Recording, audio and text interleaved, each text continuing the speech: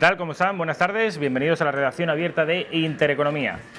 Hoy es 15 de octubre de 2018. Tenemos un programa, yo creo que interesante. Tenemos un programa en el que vamos a hablar con Chantal Moll de Alba, que es una profesora de Derecho de la Universidad de Barcelona. Saben ustedes que hoy se han vuelto a conocer nuevos casos respecto del adoctrinamiento, incluso de la persecución, podríamos incluso denominar persecución de tipo ideológico en los institutos, pero también en las universidades catalanas. Hoy el diario El Mundo nos ofrece dos reportajes, dos crónicas muy interesantes al respecto.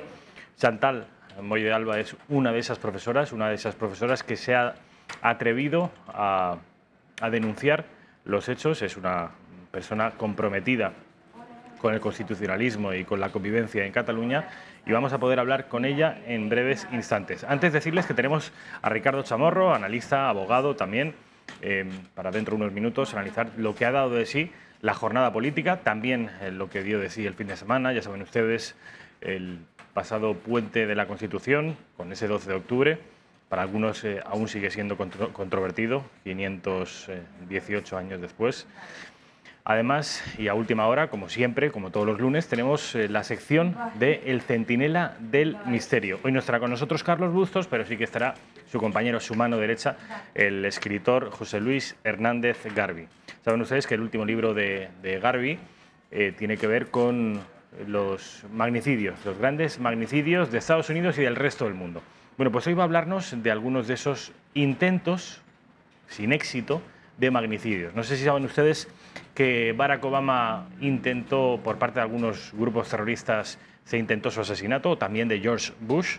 Hay un montón de presidentes de los Estados Unidos que sobrevivieron a los intentos de atentado, y hoy vamos a conocerlos todos. Va a ser alrededor de las 8 de la tarde, quizá un poquito antes, con José Luis Hernández Garvi. Y ahora ya, sin más dilación, vamos a hablar, si les parece a ustedes, con Chantal Moll de Alba. Chantal, buenas tardes. Hola, buenas tardes. ¿Qué tal? ¿Cómo estás? Un placer que estés aquí en la redacción abierta de Intereconomía. Muchísimas gracias por invitarme. En Madrid y en toda España, consternados, cómo tu caso, tu testimonio y el de otros muchos compañeros ponen los pelos de punta. No estamos acostumbrados en el resto de España a escuchar y a leer testimonios como el tuyo. Dices en un reportaje muy interesante en el diario El Mundo cómo fuiste, Chantal Moll de Alba, ya la he presentado antes, ella es profesora de Derecho Civil en la Universidad de Barcelona. Cuentas, Chantal, cómo en una conferencia que organizasteis en Societat Civil Catalana, una conferencia además sin ningún tipo de ánimo ni de vocación política. Era una conferencia en la que se reivindicaba la figura de Cervantes, de Miguel de Cervantes Saavedra, el autor de Don Quijote, del Quijote. No pudisteis, en realidad, llevar a cabo esa conferencia, ¿no es así? Efectivamente, sí, esto pasó en junio. Yo, de hecho, fui como asistente. Yo soy profesora de la Universidad de Barcelona y fui al acto como mera asistente, porque el profesor que daba la conferencia es un gran hispanista, Jean Canavaggio, reconocido internacionalmente, y fue profesor de mi madre en la Sorbonne. Por lo tanto, yo fui con un espíritu totalmente cultural y académico. Y allí, una vez allí, vinieron unos CDR a estos comités de defensa de la República, pues eso, con pancartas, chillando, aporreando la puerta. Y lo peor es que todo esto ya se había fraguado durante semanas, en la que todos los profesores de la universidad recibimos correos por parte de sindicatos independentistas diciendo que quien acudiera a ese acto estaba apoyando el fascismo. Es decir, por ir a un acto cultural lo equiparaban, pues como los organizadores eran Sociedad Civil Catalana, pues decían: aturem al fascismo, tenemos que parar a los fascistas. Es decir, los fascistas somos todos los que nos interesamos por Cervantes. Claro, eso es tremendo, es durísimo, ¿no? Llegar a trabajar y ver que te mandan correos con esvásticas nazis, con fotos de Franco y de Hitler, y diciéndote, relacionando Franco y Hitler con acudir a un acto cultural de Cervantes. Es que yo, de verdad, es que no... Me parece una locura. Fue horrible. ¿Cómo acabó el acto, Chantal? Lo peor es que no pudimos acabar el acto porque estábamos allí encerrados en el aula magna y empezaron a porrear la puerta, bueno, una sensación de terror, de terror. Y entonces el rector llamó al presidente SFC y dijo que por favor que nos fuéramos porque no se podía garantizar nuestra seguridad. Y entonces el acto ni siquiera empezó, en realidad. A medio hacer, íbamos. Pero además es que era tan... Era horrible porque era un acto precioso, sonaban violines, habían puesto música clásica para ambientarlo, se leían pasajes del Quijote en inglés, en francés, en portugués, en todas las lenguas, un acto de alto nivel, ¿no? Intelectual y cultural. Y era la barbarie, sentir la barbarie fuera, aporreando sirenas, ¡fora fascistas de la universidad! ¿No? Esto es, fuera fascistas de la universidad, claro. Fue horrible. Y lo peor encima, que nos tuvimos que marchar. Es que nos tuvimos que marchar por una puerta lateral que se habilitó para que saliéramos y nos pidieron no digáis nada, no contestéis y aguantaros. Y entonces salimos en fila india todos mientras nos iban insultando. ¿Cuál fue para mí eso, volví a casa, la verdad, volví descompuesta, con ganas de llorar. Me expresé en mi pequeño Facebook, hice un pequeño relato diciendo por favor que alguien nos ayude, porque es que no puede ser, lo que he vivido hoy es barbarie. ¿Cuál fue la reacción de las autoridades universitarias, Chantal? Pues es decir, el rector, yo lo que vi es que había recibido mucha presión. Entonces, yo entiendo que es difícil gobernar cualquier cosa, ¿no? Tener cualquier puesto de responsabilidad es difícil, pero si hemos hecho el manifiesto es también para ayudar a la gente que está en órganos de gobierno, de universidades, para que estén tranquilos, que estén firmes, que sepan que hay mucha gente que piensa de manera distinta y que por lo tanto, por mucho que les presionen desde el lado, pues en estos momentos, ¿no? Pues hay como una presión por parte del separatismo para tratar de decir que todos pensamos lo mismo y que el poble català somos todos iguales y todos pensamos lo mismo. Hay una presión en todas las instituciones para hacer pasar ese mensaje. Y la verdad es que lo han conseguido en muchas ocasiones. El año pasado no pararon de emitirse comunicados desde las universidades como si todos pensáramos lo mismo, pero no lo hacían porque lo piense la universidad, lo hacían por presión política. Y por eso venimos nosotros. Por eso hemos reflexionado con un grupo de profesores y decimos, a ver, han pasado estos hechos. Hay algo que no va bien. Hay algo que no va bien en una sociedad democrática como la nuestra. Esto es una disfunción. ¿Cuál es el origen del problema? El origen es la presión política. Ergo, lo que tenemos que hacer es que exigir la neutralidad de las administraciones públicas de manera que todos los que están en esa administración, en este caso en la universidad, pues todos los profesores, todos los alumnos, todo el personal de administración y servicios, se sienta libre de pensar lo que quiere, que cada uno razone con su cabeza y buscando la información que considere. Pero que seamos libres de pensar, porque para eso es la universidad, para poder crear un razonamiento crítico, un pensamiento abierto, plural. Chantal, decías antes, hablabas y te referías a un manifiesto que yo sé que tú eres una de las que contribuyó a que se redactara y a que se hiciera visible, junto con el catedrático de Economía Aplicada de la Universidad de Barcelona, Jorge Calero, y también junto a Isabel Fernández Alonso. Cuéntale a los espectadores de la redacción abierta, si eres tan amable, ese manifiesto, ¿en qué consiste? ¿Cuándo lo redactáis? ¿Por qué lo redactáis? ¿Y cuál es su objetivo? ¿Qué vocación tiene?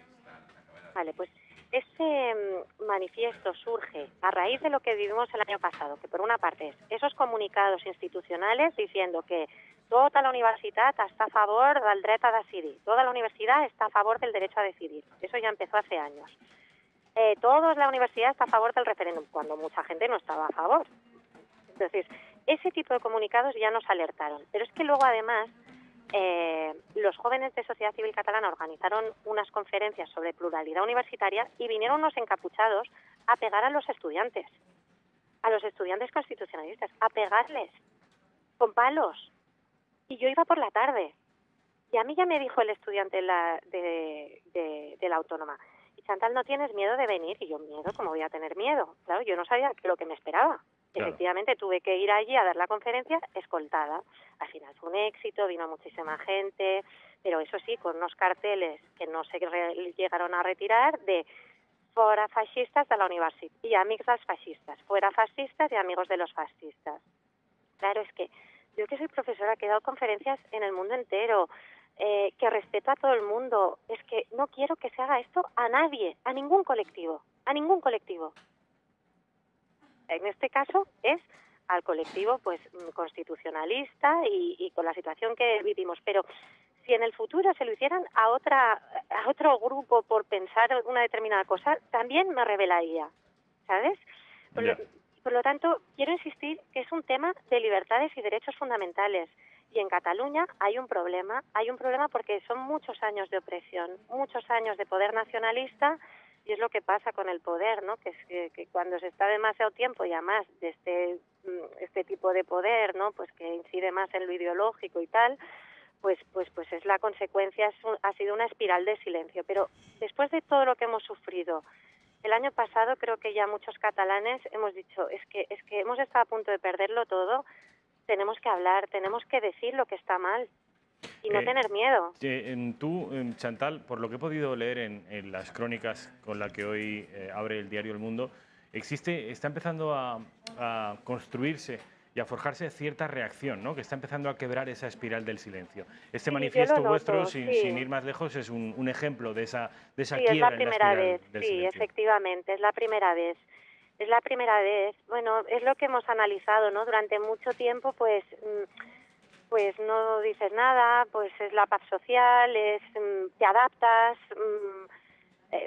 pero claro, cuando ya ha llegado esta locura y cuando ya ves que de lo que se trata es de privarte de derechos a tu nacionalidad, a tu cultura, ya te digo, a ir a un acto de Cervantes tranquilamente, pues es que ya dices, es que ya no tengo nada que perder, es que no, en una sociedad así, no, es que a mí me da igual, yo soy catalana, lo tengo todo en Cataluña, mi familia, mis amigos, mi trabajo, todo, y me voy a quedar y voy a seguir luchando para que en el sitio donde viva se respeten los derechos fundamentales de todos. Ya. Y como tú dices, hay un movimiento, la verdad es que la sociedad se está articulando.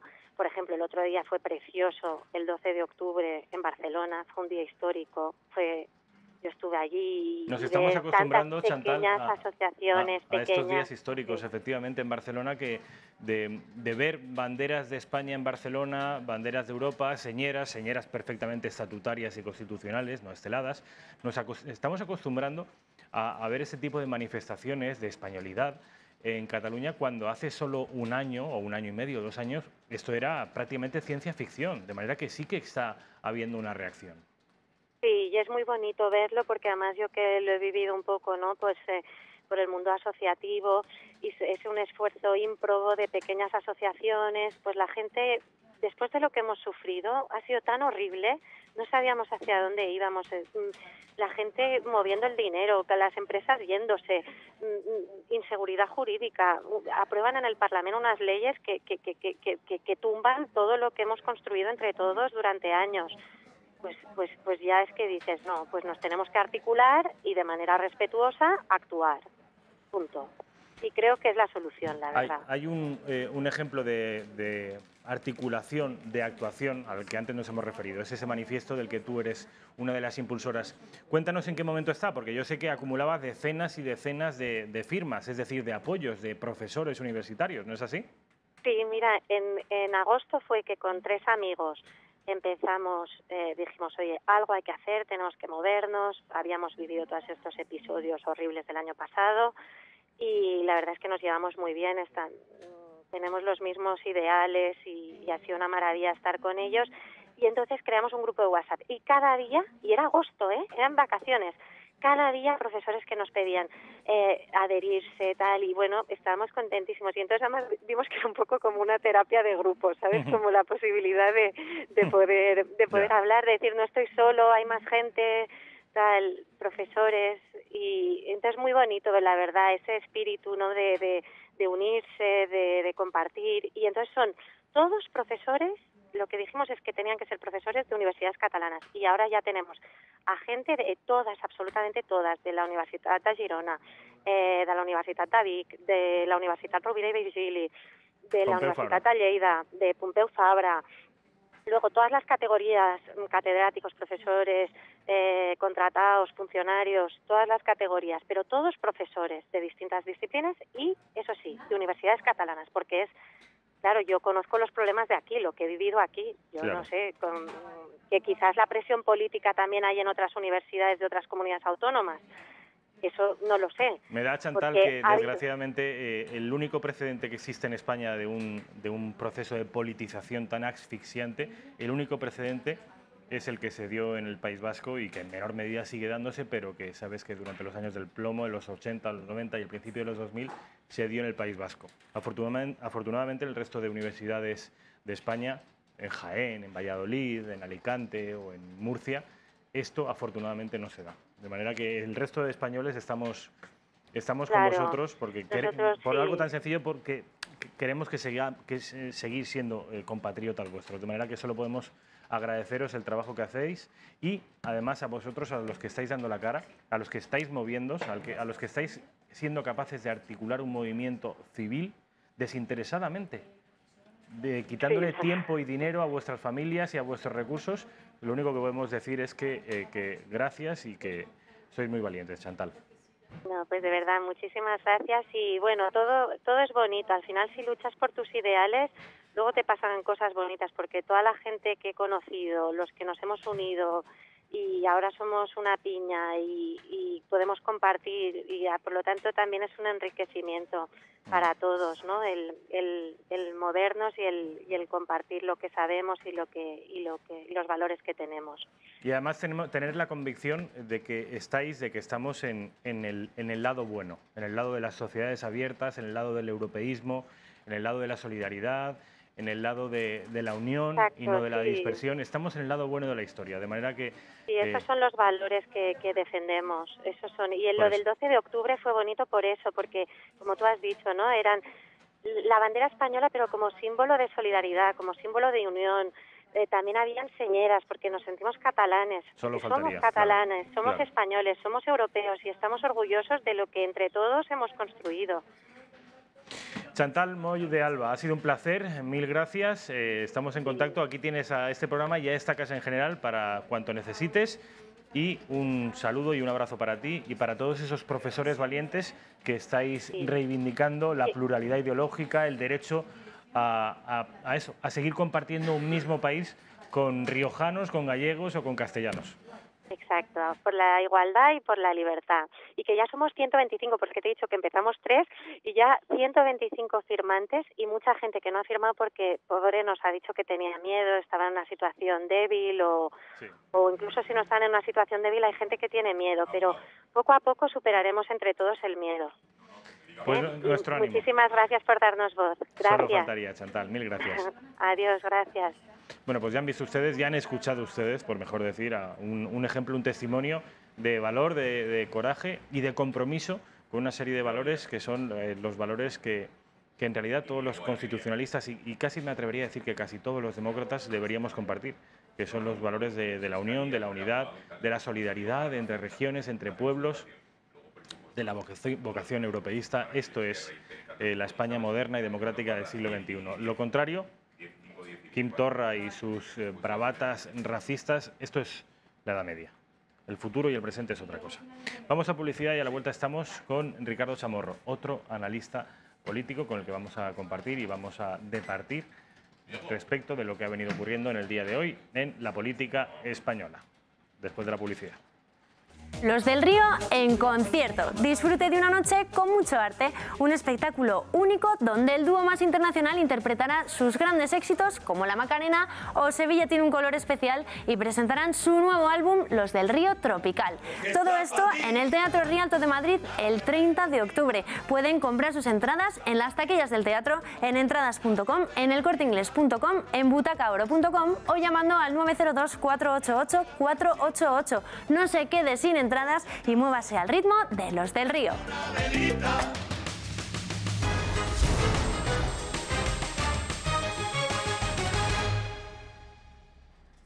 Pues ya estamos de vuelta en la redacción abierta, son las 7:22 de la tarde. Ricardo Chamorro Delmo. Ricardo, ¿qué tal?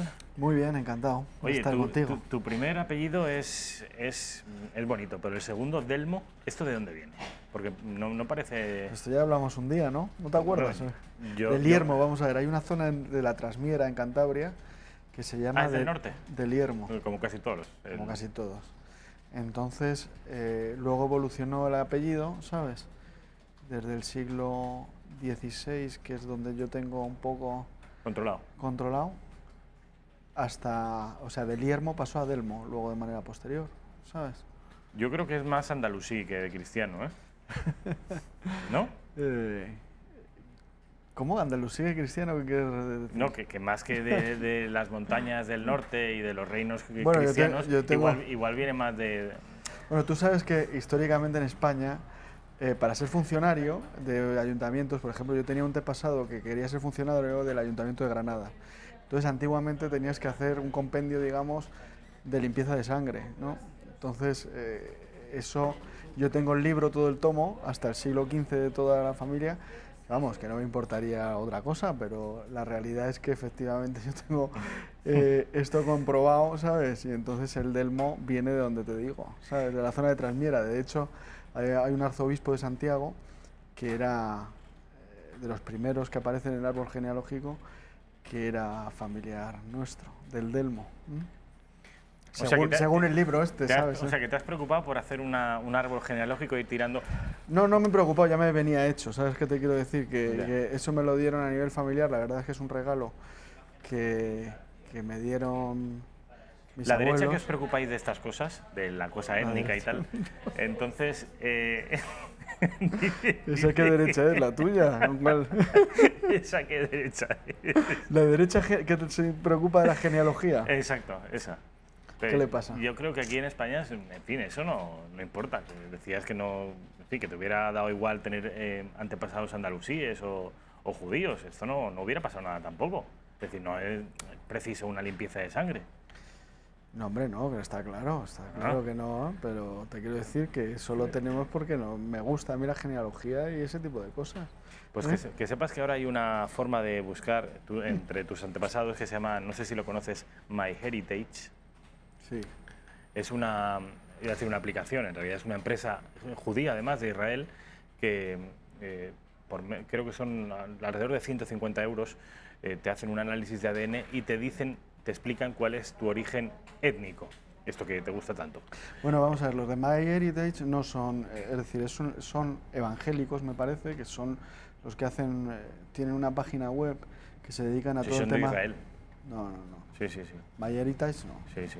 ¿Seguro? Sí, lo digo porque se lo compré a mi madre por su cumpleaños. Son evangélicos, ¿no? No, son judíos. Ah, bueno, no lo sé. De todas maneras, los judíos también, efectivamente... A estos les encanta mucho también saber de dónde vienen y te confieso que a mí también, ¿eh? Confieso que a mí también. O sea, que tú eres de la derecha esa étnica, ¿o qué? No sé si étnica, pero derecha sí. Derecha sí. Sí. Pero que se lo regalé a mi madre, ¿sabes con qué objetivo? ¿Cuál? Saber de dónde venía yo. Claro, eso fue una trampa, ¿no? Eso fue una trampa. Ahora me falta regalárselo a mi padre y así ya sé. De todas maneras, que eso es muy... Mira, precisamente yo estaba hablando con un amigo que conoce mucho el tema de unos últimos estudios que han salido de que hace 3.000 años llegaron unas tribus del Cáucaso a la península ibérica. 4.000. Pero eso está desmentido. Pero cuéntalo porque no está desmentido. Ha salido ahora mismo en prensa. Sí, y ayer salió otra cosa. Que se unieron efectivamente con las poblaciones que existían aquí en la península.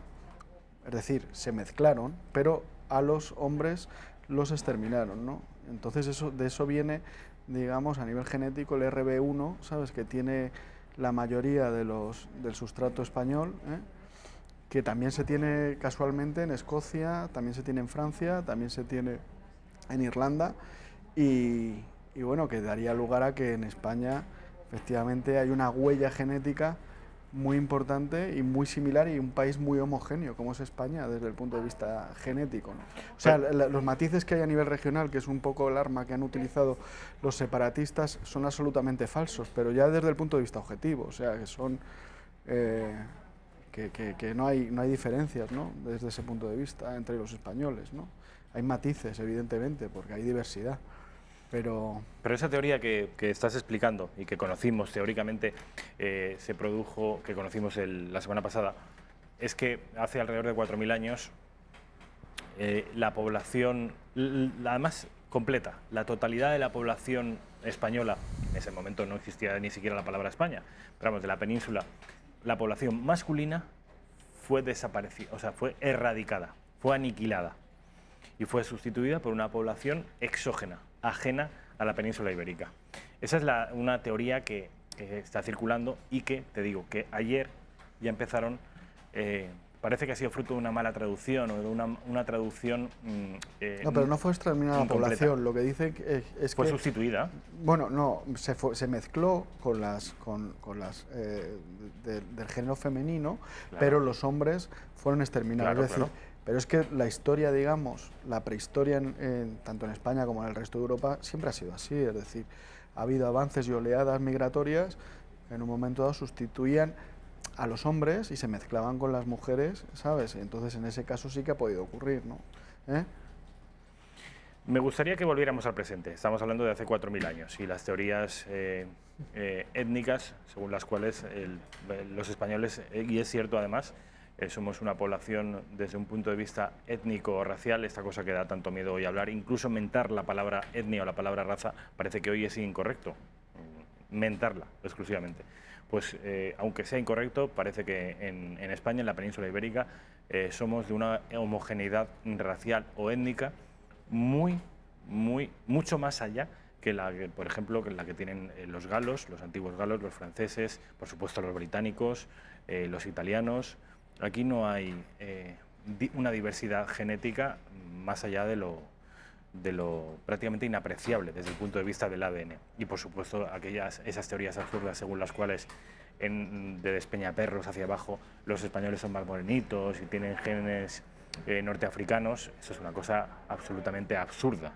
Saben ustedes que desde la Reconquista la población del norte de España va descendiendo según pasan los siglos y según se va repoblando, y es por eso por lo que Ricardo Chamorro Delmo tiene un apellido del norte de España. Huesca es un apellido de los Pirineos, fíjense ustedes, y hay multitud de poblaciones, por ejemplo Vasconcellos, hay un montón de Vasconcellos, de pueblos que se llaman Vasconcellos en diferentes lugares de España, son pueblos fundados por vascos, que vienen desde el norte. Al lado de mi pueblo, de Alcoy, hay un pueblo que se llama Navarrés, que es navarro. El apellido Navarro en mi zona, en la zona de la provincia de Alicante, que fue en gran medida repoblada por navarros y no por catalanes, es muy habitual, como digo, ese apellido Navarro. De manera que... sí, en Narro, Ayala, es decir, hay muchísimos... consecuencia de... Pero, Hablaba yo con pero de todas maneras, ¿sabes lo que te quiero decir? Que esto es bueno aclararlo, no por el tema también desde el punto de vista étnico, racial, sino por las teorías que ha habido, sobre todo en el siglo XIX, de gente como Sabino Arana o como el doctor Robert en Cataluña, que se dedicaban a medir cráneos. Que se volvían locos en un momento, y también románticos. O sea, hay el romanticismo, digamos, liberal del siglo XIX, la que venían franceses, ingleses, y le querían dar, digamos, un significado mítico a determinados territorios o regiones de España. Todo lo que tú hablas en un momento dado de la Andalucía, de los bandoleros, de los moriscos, orientalismos, eso viene dado por los viajeros que venían aquí, que de igual manera que en un momento dado le atribuían a Andalucía pues el tema del orientalismo mítico, al País Vasco pues también le daban un origen, digamos, mítico, que venían de Noé. Incluso ellos también buscaron siempre, digamos, ese purismo dentro de la españolidad. Los catalanes también, que eran más germanos, que se juntaban. Entonces, todas esas teorías surgen en el siglo XIX, con el romanticismo liberal, y cada uno quiere tener su matiz, su diversidad y su historia mítica, en contraposición con los de enfrente. O sea, que las teorías, por ejemplo, de Blas Infante son similares a las teorías de Sabino Arana o del doctor Robert, es decir, son todo mitos, son todo cuentos, son todo mentira, que si tú aplicas la realidad, digamos, de los científicos y los genetistas, que además va avanzando muchísimo todo el tema de los estudios en España, de lo que era el sustrato hispano-romano, celtibérico, está clarísimo que hay una huella, que dicen todos los científicos, de que la península ibérica era muy homogénea desde el punto de vista étnico, no por nada, sino por su propia historia, sus movimientos.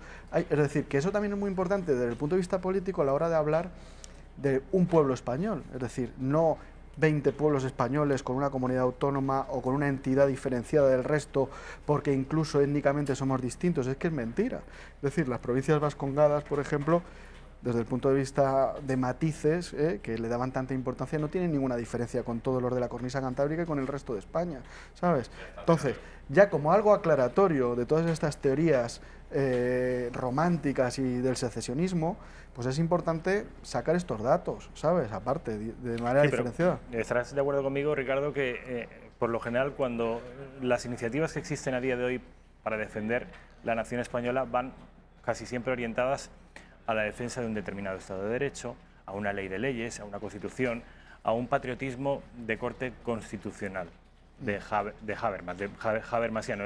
España es en realidad una democracia europea y lo que hay entre los Pirineos y Gibraltar es un Estado de Derecho. Aludir a este tipo de argumentos culturales, históricos y ya no digamos étnicos, es una antigualla, es lo que nos dicen hoy.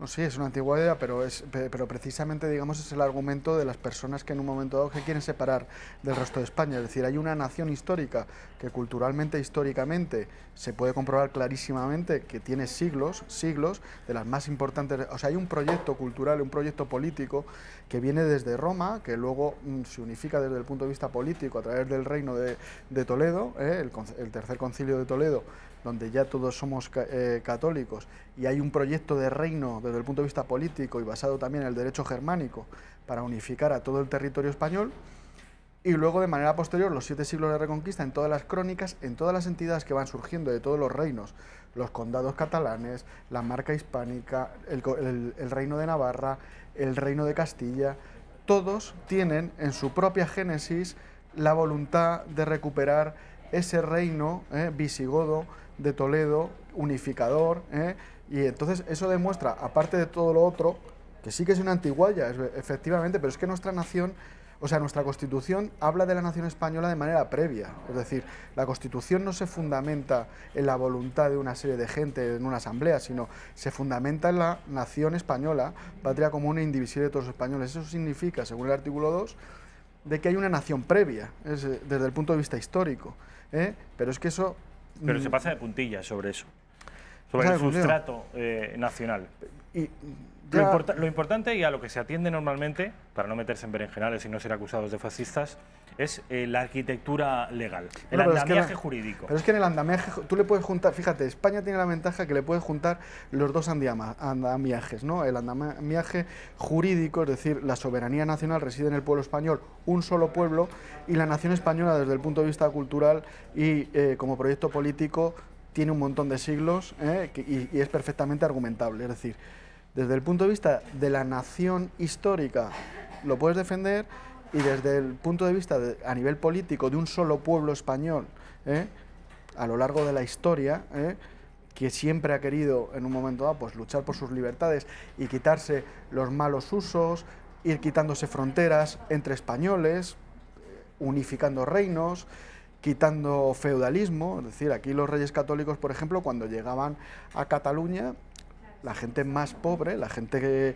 que lo estaba pasando mal y que tenía la bota del noble encima, tiraban flores cuando venían los reyes católicos porque les quitaban los malos usos a los países de remensa, que eran normas feudales para aplastar, digamos, al pueblo. Cuando llegaron, por ejemplo, cuando Fernando el Católico llegó en 1512 a Pamplona, tiraban flores, porque no querían ser franceses, el pueblo navarro no quería ser francés, quería unirse a Castilla y quería formar parte del proyecto español. Otra cosa son los intereses de determinados nobles, que son igual que ahora determinados miembros de las oligarquías regionales y caciquiles, que en función de sus propios intereses lo que quieren es inventarse pues temas secesionistas, regionalistas, etcétera. Y así están, es decir, todo lo que se está enconando ahora mismo en Cataluña, al final tú también le puedes buscar un origen en toda la corrupción del clan de los Puyol y de toda la corrupción que ha habido, ¿no? Que eso, pues se esfuerzan porque el conflicto siga cada vez más fuerte, pero yo creo que realmente el pueblo está harto y además saben, yo creo que de manera intuitiva, está clarísimo que los catalanes saben que son hermanos de los valencianos, de los castellanos, de los vascos, somos todos realmente lo mismo, ¿sabes? Como pueblo, ¿eh? Son cosas que se buscan, pues, por intereses oscuros de gente que le interesa azuzar esas diferencias y siempre les ha interesado, ¿no? Estamos haciendo un recorrido cronológico inverso.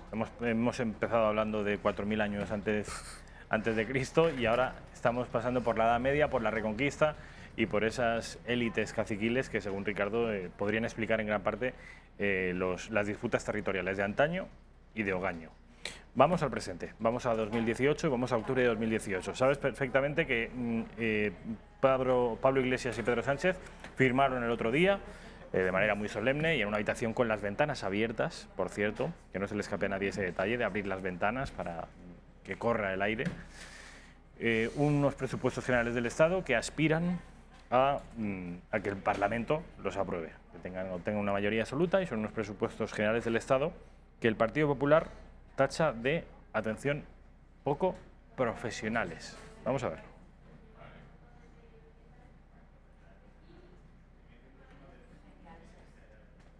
No sé si podemos ver eso. Presupuestos poco profesionales. Porque lo que nos sorprende también es que alguien como la señora Calviño, ministra de Economía, que ha trabajado en las instituciones europeas, sea capaz de sostener este acuerdo entre sus manos. Me imagino que se encuentra hoy la ministra Calviño, el señor Sánchez la ha puesto en una difícil situación, con un conflicto entre la trayectoria profesional que ha desempeñado hasta ahora en las instituciones europeas, con una cierta solvencia, y la desarbolada política económica que está generando el presidente con estas medidas. El documento enviado a el documento enviado a Europa es una prueba del poco tiempo que el señor Sánchez le está dedicando a la cartera de Hacienda, más dedicada a cumplir las expectativas de Pablo Iglesias. Por tanto, bajo nuestro punto de vista, los presupuestos, el documento que presenta el Gobierno sobre el presupuesto general del Estado no parecen unos presupuestos supervisados por un doctor en economía. Un doctor en economía, que se refiere de manera irónica y mordaz al presidente del Gobierno, Pedro Sánchez. Bueno, la polémica de los presupuestos. Bueno, no sé, igual los ha plagiado de alguna cosa. Algún plagiador. No sé, vamos a ver. Porque el doctorado parece que no lo plagió él, que lo plagió su negro. Ah. De manera que él no tiene culpa. Él no tiene culpa. Vale, le está echando la culpa al negro. Es verdad. Es un poco racista, ¿no? Bueno, los presupuestos. Bueno, lo que te decía de los presupuestos. Ni tú ni yo somos economistas, sino vamos, pero a priori parecen unos presupuestos, en fin, que suba el salario mínimo interprofesional es algo que hay que aplaudir, ¿no? ¿O no? 900 euros. Bueno, o esto también puede tener algún, porque ya está empezando a decir los liberales que esto es malo. Bueno, yo creo que son criterios un poco buscados al albur. Yo creo que han sido unos presupuestos. Primero, normalmente cuando se hacen unos presupuestos generales del Estado, lo que se intenta es negociar con todas las partes que te tienen que apoyar en el Parlamento, ¿sabes? Ese es el primer punto. Yo creo que cuando Rajoy, por ejemplo, presentó los presupuestos generales del Estado, que a mí tampoco me parecían buenos, precisamente por la cesión que hacían al PNV y que apoyó también Ciudadanos, lo presentaron entre los tres, ¿eh? Y además estuvieron negociando muchísimo tiempo hasta que al final salieron los presupuestos. Estos de pronto sacan los presupuestos antes de tener un consenso y de que les vayan a apoyar en el Parlamento. No sé si quizás tienen esos apoyos porque estén acordando en esa comisión bilateral que tienen con los separatistas que efectivamente les van a apoyar sobre la marcha sin ni siquiera haber negociado puntos de esos presupuestos generales del Estado, pero realmente solo han aparecido dos que entre los dos no tienen mayoría para apoyar estos presupuestos. Por lo tanto, yo creo que más bien lo que pretenden son unos presupuestos un poquito populistas o un poquito pues demagógicos, y que si no llegan a salir, pues también pueden llegar y decir, oye, estos son unos presupuestos sociales que hemos planteado, porque hemos querido grabar a los banqueros, hemos querido grabar a las grandes fortunas, y claro, la derecha no nos ha dejado funcionar, y si el separatismo en un momento no les apoya, pues también tienen la posibilidad de echarle la culpa, digamos, al PDeCAT, a la Esquerra Republicana de Cataluña, al PNV, no sé qué. Es decir, yo creo que han dejado el tejado en esta gente, ¿sabes? Y en cualquier caso, siempre podrían prorrogar hasta el 2019 los presupuestos que ya aprobó Rajoy, que a mí me da la sensación que aunque ellos no los votaron, ellos sí estaban al tanto y no son unos presupuestos que vieron con malos ojos. Es decir, los presupuestos que apoyó Ciudadanos y el PNV, yo creo que no son unos presupuestos, porque además sería normal que el PNV hubiera hecho una rueda de prensa y se hubiera negado estos presupuestos después de la dura negociación que teóricamente tuvo con Ciudadanos y con el PP. Que por otra parte, ya lo dije y lo dejé escrito aquí también en la Gaceta, que no entendí muy bien la postura de Ciudadanos de apoyar esos presupuestos en los que se primaba y los que se daba muchísimo dinero al País Vasco y al concierto económico, ¿no? Era una incoherencia por parte de Ciudadanos. Desde mi punto de vista, sí.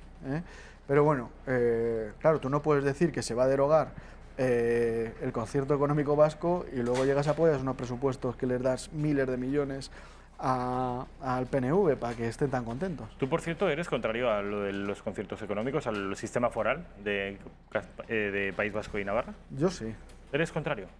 O sea, siempre, si se pudieran en un momento dado homogeneizar para que fueran, se pagara lo mismo que el resto de las autonomías, bien, pero como eso es imposible y al final se utiliza como medio de cambio, o sea, como moneda de cambio, me parece que son privilegios absurdos desde mi punto de vista. Yo creo que España ahora mismo tendría que ser un Estado unitario, donde hubiera igualdad de oportunidades, descentralizado administrativamente, pero lo que yo no puedo entender que se tenga que estar negociando con las minorías separatistas siempre y apoyándose en ellas desde hace 40 años para que encima se lo lleven a Suiza, ¿no? Como han hecho los Puyol, y ya en el País Vasco, pues el País Vasco ha tenido además el tema de la ETA, que eso, digamos, es un parapeto también para que haya habido una verdadera libertad, yo creo, allí y que se haya podido controlar bien lo que ha ocurrido a nivel de administraciones.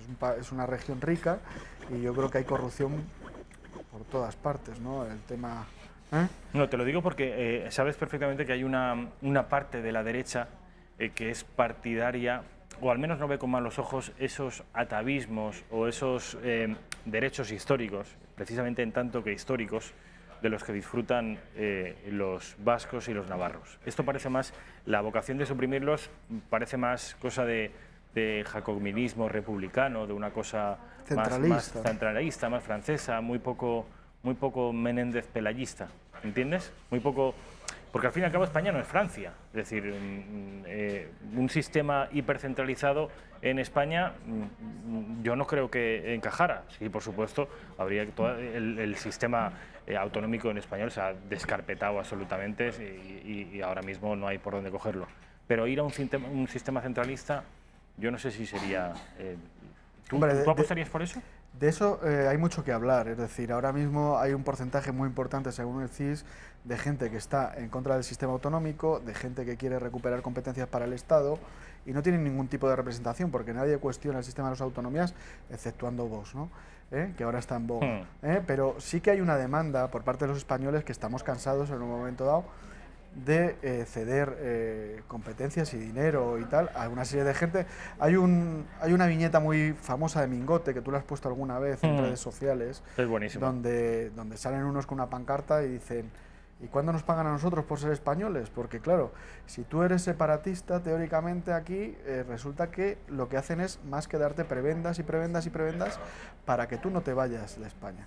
Entonces, primero, el tema de los fueros es una cosa que habría mucho que debatir. Es decir, yo creo que ahora mismo de la esencia que defendían determinados tradicionalistas, como hablas tú, de Menéndez Pelayo o de otra serie de teóricos del pensamiento tradicional español, no tiene nada que ver, Jaime Balmes, Vázquez de Mella, no tiene nada que ver con cómo se utiliza los fueros el PNV o el separatismo. Vuelvo a repetir que creo que lo estuvimos hablando la semana pasada.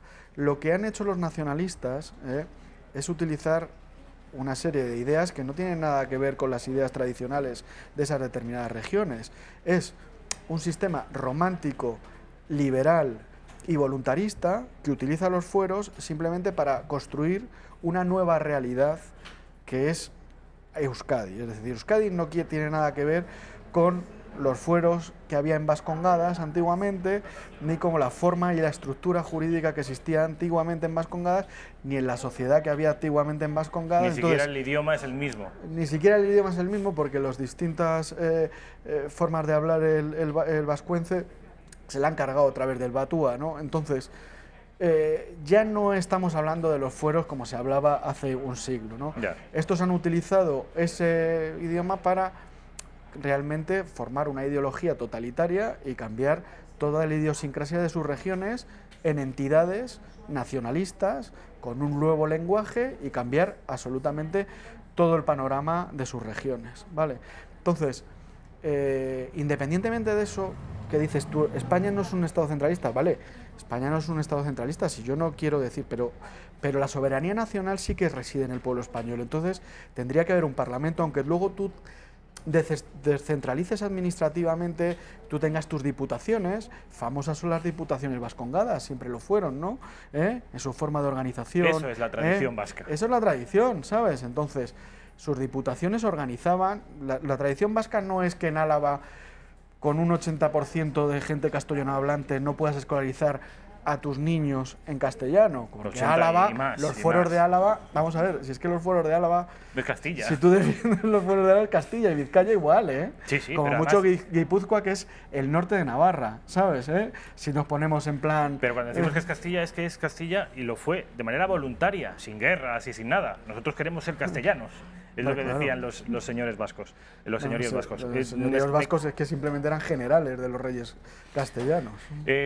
Antes de que te marches, me gustaría que vieras a Albert Rivera, porque sabes perfectamente, hoy se ha conocido, no sé si hoy o ayer, el Correo Español del Pueblo Vasco, decano de la prensa precisamente del País Vasco, revelaba que el expresidente Zapatero se reunió en Guipúzcoa con Arnaldo Otegi. Esto lo sabes, ¿no?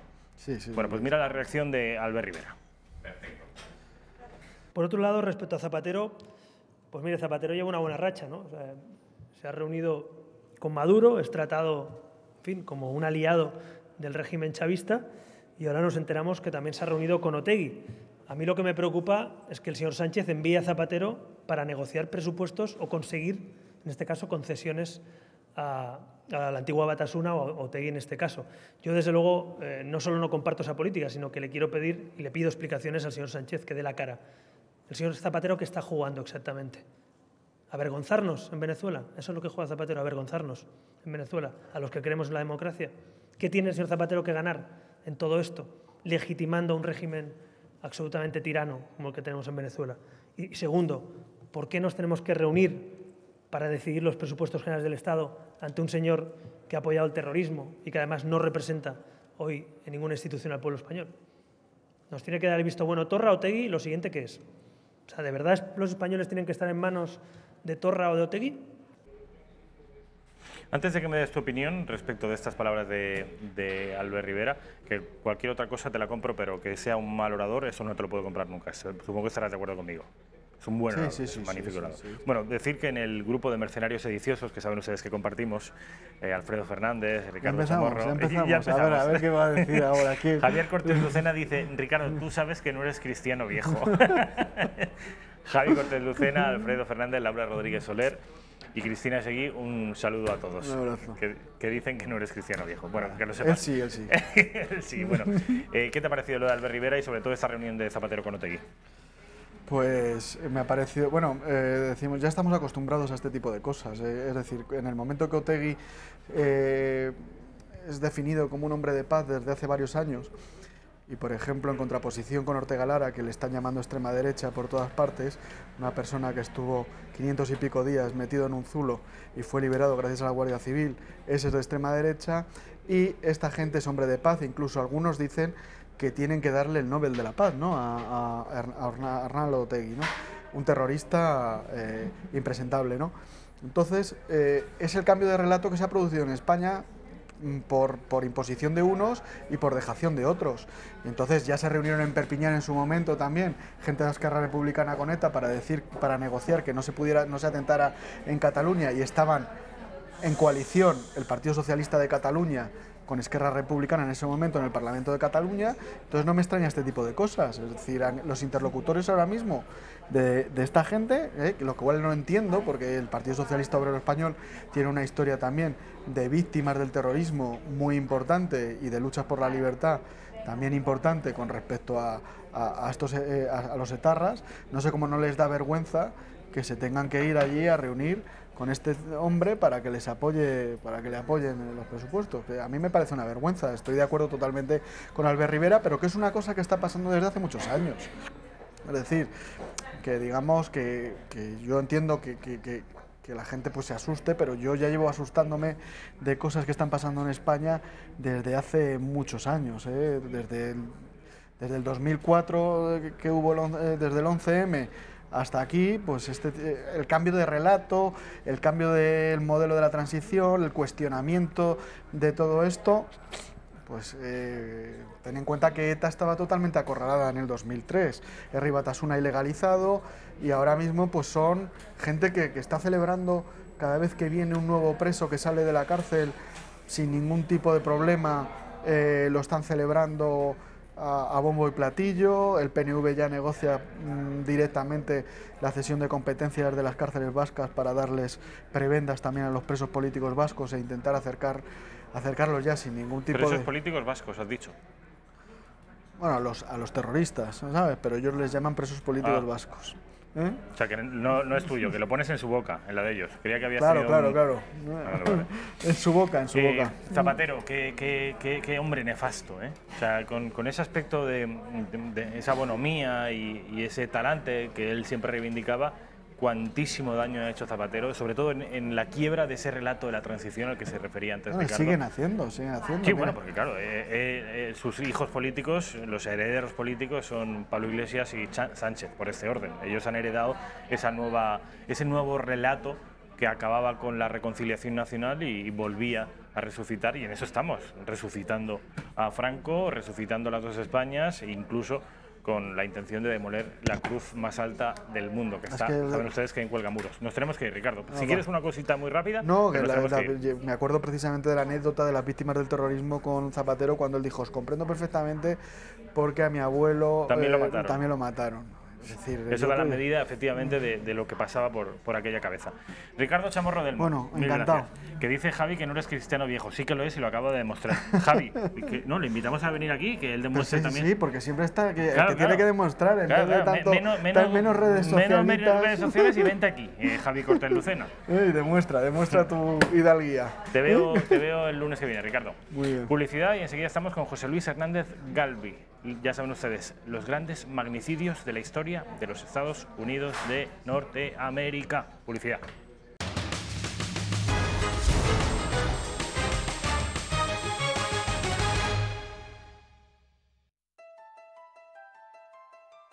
Cuando escuchan ustedes esta música, esta sintonía, saben ustedes que están ante el centinela del misterio. Hoy el centinela en persona no está, pero está su mano derecha. Hoy no está Carlos Bustos, pero está José Luis Hernández Galvi. José Luis, ¿qué tal? Encantado de estar aquí y de representar a Centinela del Misterio. Carlos Bustos, ya saben que es el Centinela del Misterio. Hoy no ha podido venir, pero ha ocurrido otras veces que viene José Luis para hablarnos de un tema, en fin, obviamente coherente con los asuntos que trata el Centinela del Misterio. Coherente porque vamos a hablar de la crónica negra de los Estados Unidos, pero no la crónica negra que tiene que ver con, en fin, con el asesinato con los índices de criminalidad en el Nueva York de los 80. No, estamos hablando de la crónica negra que afecta a los presidentes de los Estados Unidos. Estamos hablando de magnicidios, o estamos hablando de intentos de magnicidios. Porque no sé si saben ustedes que George Bush, al que ustedes conocieron, e incluso Barack Obama, también fueron objeto de un intento de atentado. Vamos a conocer esos intentos de atentado de estos dos presidentes y de otros muchos más que están contenidos en este libro, Magnicidio, de Ediciones Luciérnaga, y que obviamente ha escrito. Además, el libro tiene apenas 6 o 7 meses, ¿no? Sí, 6 meses creo recordar, 6 o 7 meses, sí. Ha escrito José Luis Hernández Galvi. Antes de adentrarnos, José Luis, en este en este libro y en esta crónica negra de los presidentes de los Estados Unidos. Este libro, Magnicidio, crónica negra de los presidentes asesinados en los Estados Unidos, aparece una mira telescópica apuntando, bueno, pues al que quizá ha sido el icono de todos ellos, ¿no? El más emblemático de todos ellos. Que es JFK. John Fitzgerald Kennedy. Hablamos en su momento de este libro. Hoy vamos a desmenuzarlo porque vamos a hablar, y tenemos algunos material audiovisual preparado para ello, de algunos asesinatos e intentos de asesinatos de presidentes de los Estados Unidos. Por ejemplo, Nixon, que saben ustedes que vio su carrera política truncada por un escándalo, Watergate, pero que también tuvo un intento de asesinato, o no llegó a consumarse ese intento. No se llegó a consumar, pero es un intento de magnicidio que nos recuerda poderosamente al 11S, que tendría lugar unas décadas después. Pues ahora me lo vas a explicar, pero antes, José Luis, yo sé que este es tu último libro, pero en breve, en pocas semanas, se va a convertir en tu penúltimo libro. ¿Por qué? ¿En qué estás? Porque sé que has acabado un libro recientemente, bueno, aunque aún no está en las librerías. Todavía no está, le queda muy poquito, estamos dando los últimos retoques y se va a titular Eso no estaba en mi libro de la Primera Guerra Mundial, y va a coincidir pues con el primer centenario del final, concretamente, de la Primera Guerra Mundial. Hay que recordar que fue en la hora 11ª del día 11 del 11º mes de 1918, cuando terminó la Primera Guerra Mundial, y vamos a intentar que coincida dentro de lo posible con esas fechas, pues para conmemorar esta onomástica que, bueno, pues cambió la historia del mundo. El 11 de noviembre de 1918. Efectivamente. Es cuando acabó la Primera Guerra Mundial. ¿Y el 11 de noviembre de 2018, crees que ese libro ya estará a la venta? Vamos a intentarlo. Vamos a intentarlo, estamos ya estamos dando los últimos retoques, está ya prácticamente en horno. Bueno, pues te remito en cuanto aparezca ese libro, vienes aquí y nos lo cuentas. Hoy, sin embargo, venimos a hablar no de la Primera Guerra Mundial, sino de los magnicidios o intentos de magnicidios en los Estados Unidos. Los más conocidos, como por ejemplo el de JFK, que se consumó con éxito para el asesino, obviamente, o el de Lincoln, que también se consumó con éxito para el asesino, y otros que afortunadamente para los presidentes no tuvieron tanto éxito. Cuéntanos, ¿por dónde empezamos? A ver, si te parece, vamos... por donde tú quieras. Por este mismo al que te referías antes, el de Nixon, que decías que tenía algunas extrañas similitudes con el 11 de septiembre. Sí, porque en este caso nos encontramos con un lobo solitario, Samuel Vick, que bueno, había tenido problemas psiquiátricos y con las drogas y con el alcohol, y estaba en el paro. En un momento determinado, pues él decide secuestrar un avión y estrellarlo contra la Casa Blanca, que en esos momentos estaba ocupada por el presidente Richard Nixon. Él va concretamente al aeropuerto de Baltimore y logra burlar todos los controles de seguridad, mata a uno de los agentes de seguridad del aeropuerto, a uno de los policías del aeropuerto, y consigue acceder a un avión que está a punto de despegar del aeropuerto. Consigue hacerse con el control, accede a la cabina de los pilotos y les pide a los pilotos que despeguen para cumplir con este propósito, el propósito de estrellar el avión contra la Casa Blanca. Lo que pasa es que los pilotos le dicen que no tiene combustible suficiente para realizar el vuelo, y en ese momento, pues en un ataque de furia, pues Samuel Vick dispara contra los pilotos, mata a uno de ellos, hiere a otro gravemente, y bueno, pues como se queda sin pilotos, acude a una de las azafatas y le dice directamente que pilote ya el avión. En esos momentos, pues un policía que estaba fuera de servicio en el aeropuerto de Baltimore le quita la pistola al policía que había resultado muerto en el finger de acceso al avión y dispara contra Samuel Vick a través del finger y a través de los cristales de la cabina del avión. Consigue abatirlo, lo hiere muy gravemente, y cuando se ve que está herido, pues Samuel Vick se suicida. Ya digo, es un caso que nos recuerda poderosamente a lo que pasó en el OCS, pero hay que recordar también que tenemos otro caso muy similar, también intentona de magnicidio. No, pero antes de pasar al otro caso, este de Richard Nixon se produce cuando Nixon está, obviamente, en la Casa Blanca, está en la Casa Blanca, está ejerciendo, todavía es presidente de Estados Unidos, todavía no se ha producido su dimisión. ¿Y esto se supo en directo o se supo con el cabo de los años? Sí, no, es una noticia que pues impactó bastante en la opinión pública de Israel. Entonces, lo que pasa es que tenemos una memoria bastante selectiva y no recordamos estos casos, pero fue un hecho. Es más, existe incluso una película que creo recordar que se titula El asesinato de Richard Nixon, una película que creo que es del año 2001, que refleja todo este caso, que cuenta toda esta historia de Samuel Vick. ¿Se sabe algo del tipo que acababa muriendo, pero le movían una vocación política? No, en este caso era un lobo solitario. Bueno, él enfoca que todos los males que le están pasando a él en su vida personal son por Nixon. Es por el responsable ese Richard Nixon como máximo mandatario de una nación que bueno, pues nos vende, estamos acostumbrados a que nos venda el sueño americano, y bueno, pues en este caso Samuel Vick no había podido cumplir ese sueño americano, y bueno, pues su frustración la enfoca hacia Richard Nixon. No es el único caso de magnicidas en Estados Unidos, que bueno, pues consideran al presidente de los Estados Unidos como el responsable o el culpable de todos sus males. ¿Qué más tenemos? A ver, aparte de Richard Nixon, ya saben ustedes, ahí lo están viendo, en una entrevista concedida a posteriori después del escándalo Watergate, y después de, no sé si se puede decir, haber sobrevivido a ese intento de atentado, porque el avión ni siquiera llegó a despegar, pero vamos, que quisieron asesinarle con una estrategia que yo no sé hasta qué punto aquello hubiera salido bien, porque hubiera sido llegar hasta la Casa Blanca. ¿Esto qué año era? ¿El 70 y...? Pues debería ser en el 70, ahora mismo no recuerdo, pero debía ser sobre el 72, calculo yo. 72. O sea, y pretendía... estrellar un avión de pasajeros, con todos los pasajeros, contra el edificio de la Casa Blanca. O sea, es algo que luego, pues bueno, no sé si los responsables del 11S pues se inspiraron en este caso. Aunque ya digo, también existe otro caso, otro intento de magnicidio contra el presidente de los Estados Unidos que también nos recuerda al 11S. Por ejemplo, ¿cuál es? Es el caso de Bill Clinton.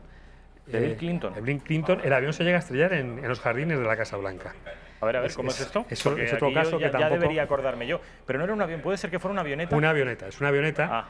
En este caso es un Jim Corder, también otro desequilibrado, también otro inadaptado, un antiguo veterano del ejército de los Estados Unidos, había sido mecánico creo que de aviones, y bueno, pues roba una avioneta y decide estrellarla contra la Casa Blanca para matar a su ocupante. En este caso era Bill Clinton. Lo que pasa es que en ese momento Bill Clinton no se encontraba en la Casa Blanca, porque hay que recordar que la Casa Blanca es un edificio muy antiguo que ha sufrido diferentes reformas a lo largo de toda su historia. En esos momentos se la estaba reformando completamente, y Bill Clinton no residía en la Casa Blanca, estaba en la residencia Blair, que es una residencia que está también en la avenida Pensilvania, que está dedicada pues a alojar a los grandes mandatarios que llegan de visita oficial a los Estados Unidos, y él estaba residiendo en la Casa Blair.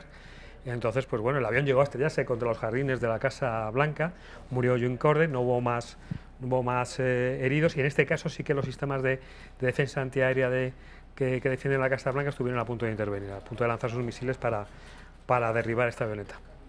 Cosa que en el 11S no ocurrió. Cosa que en el 11S, bueno, hay que recordar que los aviones no llegaron al espacio aéreo protegido de la Casa Blanca. Sí al Pentágono, pero a la Casa Blanca no. Por cierto, lo del Pentágono, seguro que tú tienes alguna teoría al respecto, de si hubo o no si hubo un complot en lo del 11S. La verdad es que... ¿Has escrito algo sobre ello? Sobre ello no he escrito nada sobre el 11S. Desde luego existen muchas teorías y la verdad es que cuando uno las lee y bueno, las estudia o las investiga, o incluso salen cuando uno realiza una investigación, pues siempre sale algo relacionado con, y más cuando habla uno de Estados Unidos, siempre sale algo relacionado con el 11S, pues bueno, hay teorías para todos los gustos, ¿no?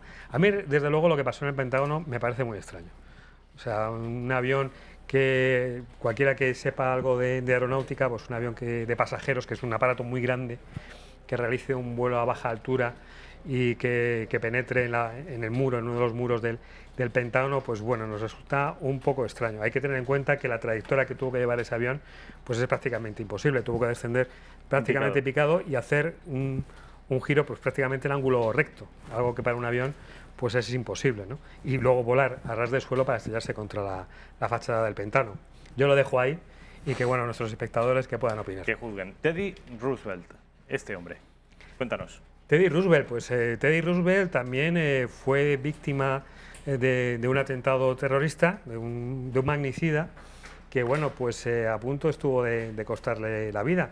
Hay que recordar que se salvó milagrosamente del atentado, porque él ya había sido presidente, hay que recordar que había sido presidente de los Estados Unidos. Años, ponlos en contexto. ¿Esto en qué año ocurre? Estamos en los primeros años del siglo XX. Ese es John Rank, esa fotografía que vemos allí. Es el magnicida. Era un inmigrante de origen alemán. También nos encontramos con el personaje típico de estos casos, el inadaptado, el fracasado del sueño americano. y bueno, pues consigue llegar, iba a dar un discurso, Teddy Roosevelt, y consigue dispararle. Lo que pasa es que llevaba un grueso discurso Teddy Roosevelt guardado en su chaqueta, y la bala que le dispara a John Rank, pues primero se desvía con la funda de las gafas, de estas antiparras que vemos en las imágenes típicas de Teddy Roosevelt, se desvía contra la funda metálica y luego impacta contra, hemos visto una imagen, ahí lo vemos, donde impacta la bala. Y él, pues milagrosamente salva la vida, aunque resultó herido, le provocó una herida, pero aún así él dio el discurso que tenía previsto dar, a pesar de haber resultado herido en el atentado. Ah, no me digas, o sea, no se marchó ni al hospital ni nada. No, no se marchó al hospital. Estuvo herido, estuvo dando el discurso y bueno, le llegó a dejar secuelas esta herida del atentado. Él siempre lo dijo, que bueno, aquel atentado pues le había dejado heridas físicas. ¿Qué ocurrió con el asesino, el magnicida? Pues bueno, fue internado en una institución psiquiátrica, fue juzgado por el intento de asesinato y fue internado en una institución psiquiátrica hasta el final de sus días. Creo que falleció en 1943, completamente loco, en ningún momento recuperó la libertad. Con respecto al presidente Ford, Gerald Ford. La figura del presidente Ford, que quizás la tenemos más reciente en el tiempo, la verdad es que es sorprendente, porque ahora que se habla mucho de los presidentes que acceden al cargo y que quizás a lo mejor no, y que no han sido elegidos por nadie, para ello, pues el caso de Ford es paradigmático. Estamos viendo las escenas de las imágenes previas al primer atentado, porque sufre dos en su carrera. ¿Este es demócrata o republicano? Aquí le estamos viendo cuando justamente... Mira, acaban de dispararle. Es un tiro, ¿no? Es Starlynette Fromm, que era una seguidora de la familia Manson, y bueno, pues está a punto de acabar con su vida también. Es el momento que la han detenido. Los agentes del servicio secreto en el parque de enfrente del Capitolio de Sacramento, la capital de California, pues es el momento en que está siendo detenida. Aquí vemos cómo se lo llevan los agentes del servicio secreto a Gerald Ford con el susto en la cara todavía, porque... ¿Pero ha llegado a impactar la bala? No, es que justamente en el momento que va a disparar la pistola, pues resulta que no había puesto... Hay diferentes versiones, pero por lo visto la más... Es el segundo atentado, estas son las imágenes del segundo atentado. Por lo visto no había quitado el seguro de la pistola. Lynette Fromm no había quitado... pero se puso delante de él. O sea, si realmente no hubiera quitado el seguro de la pistola, o si no hubiera fallado la pistola automática que llevaba, pues hubiera vaciado el cargador sobre Ford y lo hubiera matado. El segundo atentado que hemos visto también era en una especie de limusina, estaba accediendo a un coche, ¿no? Sí, el segundo atentado es en San Francisco, en la ciudad de San Francisco, y él también va a acceder a su limusina, como tú bien has dicho, y es también una mujer. Es curioso porque los dos intentos de asesinato están protagonizados por mujeres, que es el único caso que se da en esta historia de los magnicidios en Estados Unidos, ¿no? Y es también una mujer también ligada con movimientos alternativos y demás, y en este caso sí que dispara, sí que llega a disparar contra el presidente. Lo que pasa es que un veterano del ejército de Estados Unidos que se encontraba al lado de ella en el último momento consigue, la agarra del brazo y consigue desviar los disparos. Y era un taxista, hay otros disparos que impactan en las paredes, pero no llegan a alcanzar al presidente. Vamos a ver esta secuencia a la que acaba de referirse José Luis Hernández Garbi, vamos a verla inmediatamente, es esta. Efectivamente, ahí están sonando los disparos, ahí se ve también que rápidamente lo meten en la limusina los agentes del servicio, y esta es la magnicida. Ah, es esa mujer. Es Sarah Jane Moore, se llamaba. ¿Y a esta mujer que le movía también? ¿O también una desequilibrada? Bueno, en este caso era una mujer que estaba ligada a movimientos alternativos de los Estados Unidos. Y bueno, pues igual que en los otros casos, pues en la figura del presidente de los Estados Unidos veía la figura esa contra la que había que luchar para cambiar el sistema, ¿no? Y en un momento determinado decide también comprar una pistola, creo que la compra en una tienda de segunda mano, y ya digo que llega a realizar los disparos contra el presidente, que si no hubiera sido por este veterano del ejército de Estados Unidos, pues igual a lo mejor podía haber acabado con la vida del presidente. Seguro que a este veterano luego le colmarían de medallas. Pues no, le crucificaron. Le crucificaron porque este señor resulta que estaba muy ligado al movimiento LGTB de aquel entonces, había apoyado la campaña de Harvey Milk. Un militar, apoyando a Harvey Milk, había apoyado la campaña de Harvey Milk. Lo que pasa es que su familia no sabía su condición de homosexual. Él había mantenido oculta a su familia porque su familia era bastante estricta y no quería disgustar a su madre y demás. En todos los medios de comunicación, cuando salió a la luz pública y su nombre se hizo conocido, pues claro, salió su condición de homosexual y con el consiguiente disgusto de su familia. Fue un duro golpe para su familia y él siempre pues, reprochó a los medios de comunicación que hubiera pasado esto, ¿no? Y es más, cuando habitualmente pues, lo más lógico hubiera sido que el presidente Ford hubiera recibido a su salvador en la Casa Blanca, pero en este caso no le recibió por su condición homosexual y simplemente le mandó una nota de agradecimiento por haber restaurado la vida, ¿no? Cuando lo más normal. ¿Qué año más o menos estamos hablando de esto? Pues estamos Porque hoy sería todo lo contrario. Hoy su condición de homosexual lo haría doblemente meritorio. Ya saben ustedes de lo que estoy hablando. Hoy el ecosistema cultural, intelectual, está intentando resarcir todas estas cosas que pasaban en el pasado y hoy sería todo lo contrario. ¿Esto en qué época es, más o menos? Estamos hablando de los años de mediados de los años 70, la década de los 70, 76, creo recordar que fue en el 76, en 1976.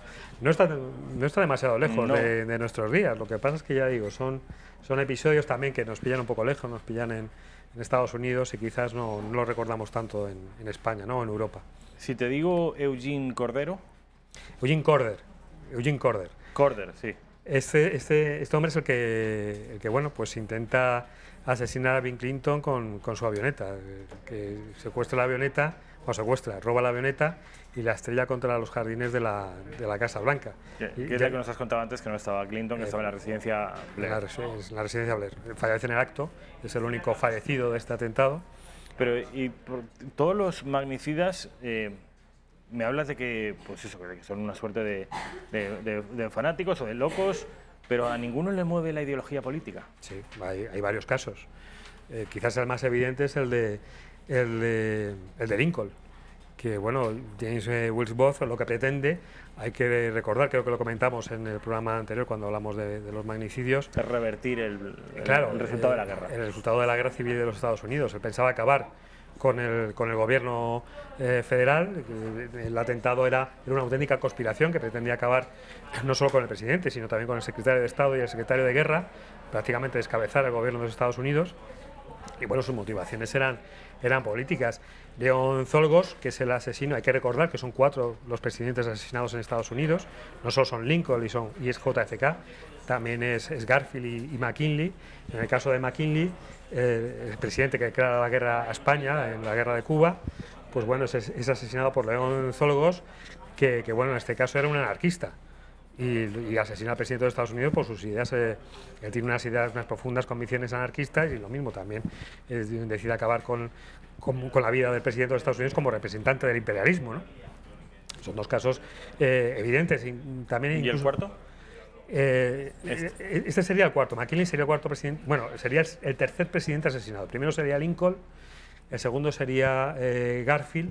Lo que pasa es que también es asesinado por un desequilibrado. Es Charles Guiteau, que era un loco, un demente, el que acaba con su vida. Pero el caso de León Zolgos es un idealista, anarquista, que quiere acabar con la vida del que considera el responsable de los males Un poco en la línea de nuestros magnicidas, ¿no, José Luis? Porque en España los magnicidas de carácter anarquista tienen mucho... En España tenemos una larga... Unos cuantos. Unos cuantos, sí. Con respecto a quizás los más recientes, que afortunadamente no fueron asesinados, pero que yo incluso ignoraba que se hubieran producido intentos de asesinatos. Vamos a hablar de George W. Bush, de este hombre. ¿Qué pasó? Quizás a lo mejor el que más recuerdan todos nuestros espectadores es el intento, bueno, pues se puede llamar magnicidio. Cuando un periodista iraquí, en una visita oficial a Irak, está dando una rueda de prensa y le tiró 2 zapatos. Y George Bush tuvo la verdad que sí vio unos rápidos reflejos porque los esquivó los 2, o sea, no solo uno, esquivó los 2, ¿no? Bueno, sí, consideramos que eso es un intento de magnicidio, bueno, pero luego hay uno que realmente también salvó la vida milagrosamente. Y es durante una visita oficial en Georgia, en la capital, en Tiflis. Él está con el presidente, no recuerdo el nombre del presidente georgiano, con su mujer, y él está con la primera dama, con su señora, ¿no? Están en el estrado. Laura Bush. Y en ese momento, pues un Vladimir Aretumian lanza una granada de mano contra el estrado donde se encuentra el presidente de los Estados Unidos. Y esa granada de mano llega al estrado. Lo que pasa es que, como también hablábamos antes del Indefront, que no había quitado el seguro de la pistola, pues en este caso el terrorista no quitó el seguro de la granada. Entonces la granada no llegó a explotar. Hay imágenes incluso que se ven a los miembros del Servicio de Seguridad del presidente georgiano y a los del Servicio Secreto de Estados Unidos. Se ve a un miembro del Servicio de Seguridad georgiano cogiendo la granada y tapándola y llevándosela de allí, ¿no? Este hombre consiguió escapar y, bueno, cuando fueron a detenerle, mató al jefe de los servicios secretos georgianos. Al intentar capturarlo, cuando llegaron a su casa, pues en el tiroteo mató al jefe de los servicios secretos. Era un tipo bastante peligroso. Y ya digo, pues milagrosamente George Bush pues salvó la vida en ese atentado. Esto es estando George Bush en la presidencia. Estando George Bush en la presidencia, por supuesto. ¿Y luego sabemos qué pasó con el magnicida? ¿Repelió el intento de captura y escapó? ¿O? Escapó, y ya digo, fueron a cogerla a su casa, creo que era su casa, ¿no? Ahora mismo no recuerdo bien. Y ya digo, hubo un gran despliegue de seguridad para capturarle, y en el tiroteo que se produjo, pues mató al jefe de los servicios secretos georgianos, y a él le capturaron vivo. Él está cumpliendo cadena perpetua ahora mismo. Cadena perpetua. Pues tratándose de Georgia, yo pensaba que lo habrían liquidado. No, está cumpliendo cadena perpetua. Vamos a publicidad y a la vuelta vamos con el intento de asesinato a Barack Obama, el penúltimo presidente de los Estados Unidos. Publicidad.